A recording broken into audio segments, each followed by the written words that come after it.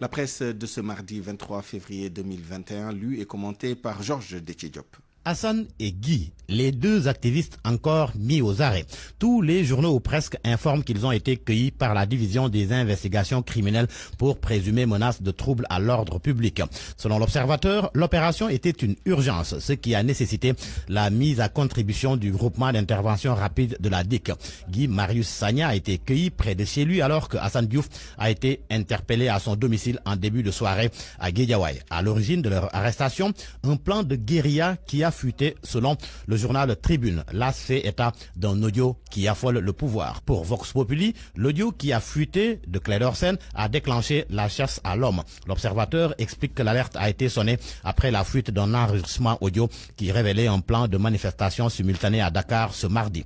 Le confrère souligne que l'arrestation de Hassan Diouf fait suite à une connexion avec Clédor Sène qui lui aurait confié une tâche à travers un élément sonore intercepté. Clédor Sène, justement, l'Observateur fait savoir qu'il est activement recherché. Tribune affirme qu'il sera accueilli ce matin. Les Échos renchérit que Clédor Sène a révélé en pleine nuit que la police se trouve chez lui pour l'arrêter à l'aube. Affaire donc à suivre. Et l'affaire des autres proches de Ousmane Sonko, eux aussi toujours en garde à vue. Biram Souleye Diop, son épouse, et Abbas Fall, coordinateur de PASTEF Dakar. Libération révèle que le mandat de dépôt est requis contre l'administrateur de PASTEF et Daïrou Thiam. Le contrôle judiciaire pour Patricia Marianne Gandoul, Abbas Fall, Fatima Mbeng et Bawardiao. Selon le journal, le parquet a transmis hier au doyen des juges un réquisitoire introductif dans le cadre de l'affaire dite des menaces de mort présumées. Et les auditions débutent aujourd'hui. Hier, la commission ad hoc de l'Assemblée nationale a statué sur la levée de l'immunité parlementaire du député Ousmane Sonko. Selon le témoin pour qui l'abattoir se précise pour le leader de PASTEF, la commission a décidé de porter la levée de l'immunité en plénière. Début des soucis donc pour Sonko. C'est ce que croit savoir Source A. Source A et les Échos qui informent d'ailleurs que le bureau de l'Assemblée nationale et la conférence des présidents se réunissent demain mercredi pour programmer la levée de l'immunité parlementaire de Sonko. En attendant, Enquête braque ses projecteurs sur le parti de Sonko.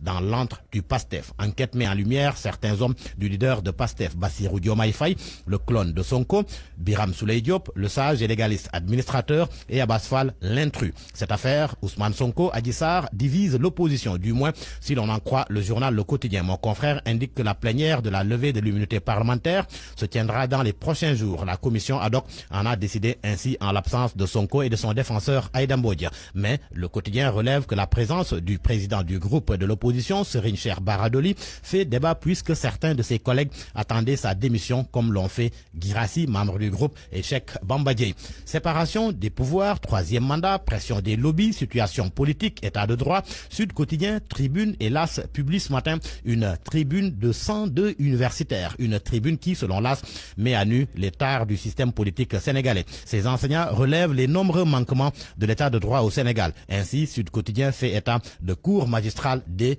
102. Pour Tribune, 102 universitaires peignent en noir le Sénégal. À la une de Source A, il est question du deuxième jour d'interrogatoire du faux prophète arrêté à Touba. Son nom, Habib Diabang. Et vous savez quoi? Il n'a pas regretté sa descente musclée vendredi dernier à la grande mosquée de Touba en compagnie de certains de ses disciples. Et selon des informations de Source A, le faux prophète a lâché des bombes lors de son premier interrogatoire au commissariat spécial de la cité religieuse. Il a même révélé détenir le remède contre le coronavirus. Un autre religieux qui fait l'objet de la une du journal Les Échos, un imam sénégalais expulsé d'Espagne pour djihadisme et incitation à l'islamisme radical. Il est présenté comme un djihadiste dangereux. Selon Les Échos, les renseignements espagnols parlent de dangers réels actuels et suffisamment graves pour la sécurité nationale. Il a été renvoyé à Dakar le 20 février dernier.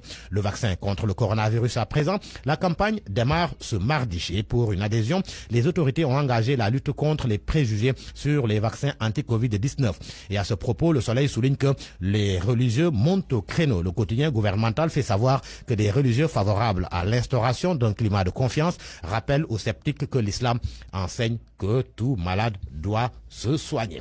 Les sports, pour terminer, à la une du quotidien Record, il est question de la Ligue africaine des champions avec le match Tenguedj FC Zamalek d'Égypte à 16h. Les Rufisquois aux testeurs égyptiens, s'exclame mon confrère. Youssou Dabo, entraîneur de Tenguedj FC, confie au journal qu'il faut croire en leur qualité pour battre le Zamalek. Pendant ce temps, le quotidien Stade s'arrête sur la Champions League européenne avec les huitièmes de finale aller à 20h. Bayern et Atlético en danger contre Lazio et Chelsea.